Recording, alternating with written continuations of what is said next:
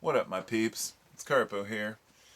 Now, this video is somewhat a summary of the video I'm going to upload after it, which is 20 minutes or so, and that one's kind of a general all-around discussion, but I thought I'd just kind of summarize a few of the main points for those of you with a short attention span like myself. But also, too, a little addendum, adding a few thoughts on this. These are a few of the lessons I've learned, and basically, in summary, I'm getting ready to completely change the way I do YouTube. I'm going to make my best effort. I'm probably not going to be uploading as many videos. I'll be doing podcasts, find a place where I can upload those. But there will still be some videos uploaded, like one a week at least, and I'll have perhaps extras and bonus videos I upload throughout the week that will be available through Patreon. And it's what I have to do. If I'm going to put my time into this, I have to make something out of it. So I wanted to say some of the lessons I've learned on YouTube. The first one, you have to learn to shrug your shoulders. When I say YouTube, I just mean my experience on social media, which, in another way of saying, my experience with human beings through this method or this medium, this platform. Which pretty much is a reflection of human nature. Through many of the different social media, we can pretend like it's something different than who we are, but it's not. A lot of people use YouTube, and the comment section reflects a vast difference in opinions. And you have to learn to shrug your shoulders. You have to learn to walk away. Not just then, but in your daily life. Get rid of the bullshit. Forget about other people's opinions. Just know what you know and stand by it. It's a very valuable trait, and one that takes a little bit of skill to develop. The next one is, and I'm going to try to get over this quick because I don't want to ramble on for another 20 minutes, but it's not. You have to find a balance between passivity. You don't want to be a passive person, but you also don't want to overreach. And this comes to whatever you're sharing with people. If you pretend like you know everything about everything, and you're not willing to say, well, I'm not sure about that, you're going to have problems, because eventually you're going to get called out on your bullshit. You'll end up like one of the Alex Joneses of the world. And but you also can't be so passive that you say, well, I'm not sure. Nothing's for sure. Nothing matters, because we don't really know a single thing.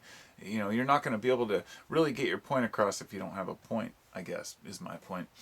Another one is live your own life. Seems so simple, but don't let other people tell you what's important. There's people who are out there trying to save the whales. As soon as I said that, I thought of George Carlin. He's like, save the whales, save the snails, save the bees, save the trees. And, he cared, of course, about his environment and his world, but he had a hilarious outtake on the whole idea of environmentalism, which can be extremely extended. But my point there is not to harp on environmentalists at all, but rather to say that we. Yeah, what was my point? Does it even fucking matter anymore? I guess that's kind of what I was getting at. Does anything matter? When you're making a video, so many people are just talking about random bullshit. And that's what I'm doing a lot of the time. Just talking about whatever's on my mind. And generally, I know what I'm talking about when I talk. But I've noticed so many people just say whatever they want to say, and if they don't have any way to back it up, then people just believe them. Just like, oh, okay. And so that was one of the main premises of what I was getting out there.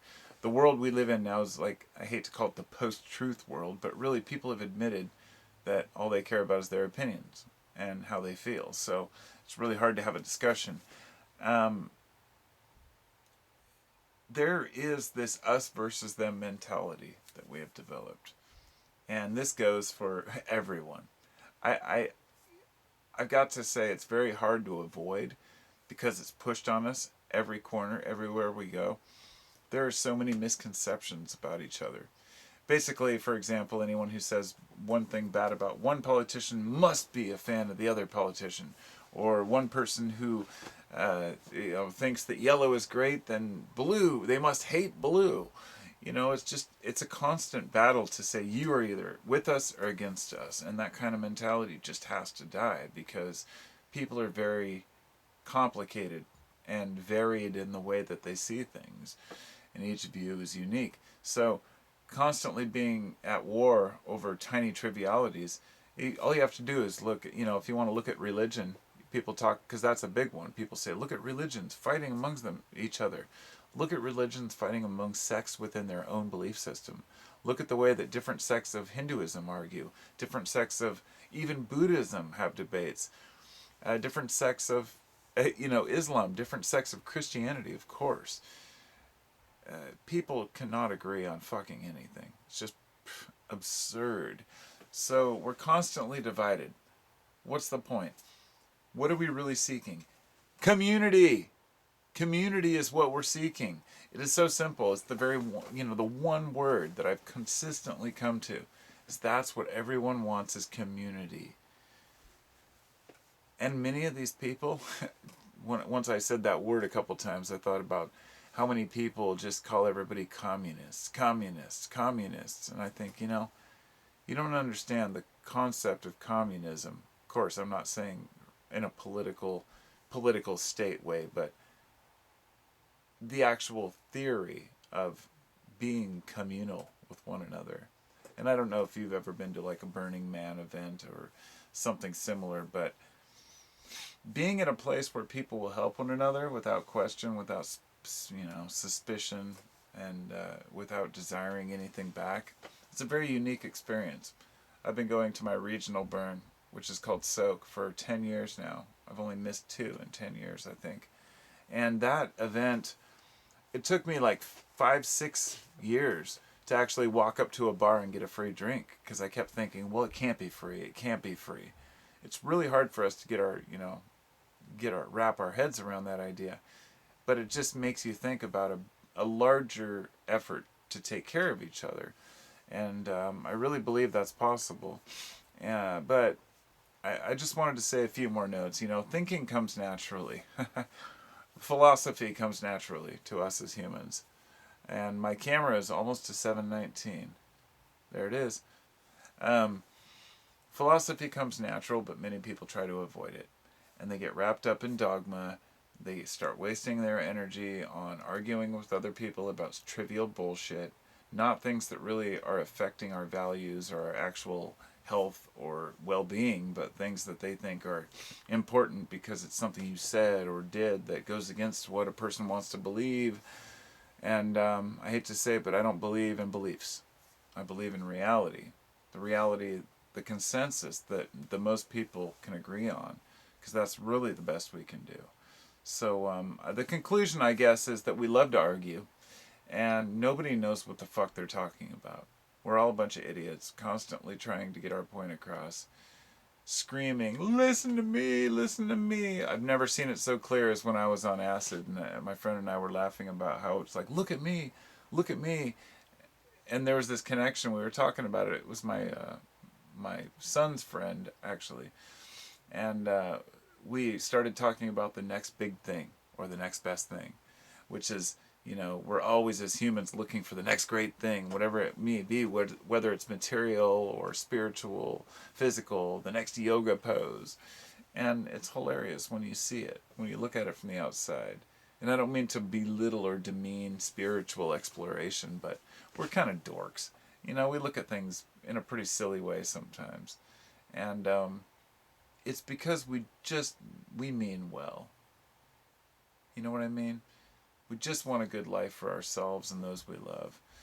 And, but, as I said, nobody knows what the fuck they're talking about for a lot of these things. And when debates died, or I should say when facts died, like I was saying earlier, debates died as well. A good debate is gone, because people can stand up on a stage now in front of the whole world and spit a lie, and even if somebody can defeat it and argue against it, nobody wants to look at evidence. We've seen this over and over. So where do we stand? I hate to rub that one in, but that's an important factor. Think about that. The elected officials we have, the people that we, revere and respect, can stand up and say a lie that can be easily looked up and researched, and then just insult the source of, the denial, or somebody who argues against them. It's what we call an authoritarian world, and the media has allowed this to happen. So what do we do? And that's kind of, in a nutshell, to come full circle. It still took me 10.5 minutes to explain this, but I've given up because I feel like alternative media is dying, regular media is dying. Nobody wants to really hear anything anymore. And that's why I've never put my effort into doing any news or anything that's really important. It's a constant fucking bullshit argument between people that don't understand basic principles and policies, and we just want to be right. And so, my question to finalize this is simple. If authority is dead, and I say that because I've asked a lot of people about authority, they're like, well, I don't believe in authority. Authority, author, authority is somebody who has, an authority on something, which means that they understand it and that they're the most well-read, and a person who understands it the best. If you don't trust the authorities on anything, not cops, believe me, I fucking don't trust cops at all. Because when I said authorities, I thought about cops and no, I don't trust cops. If you don't trust, like, say, the scientist who has spent his whole life studying one subject, if we can't trust even the basics, then why should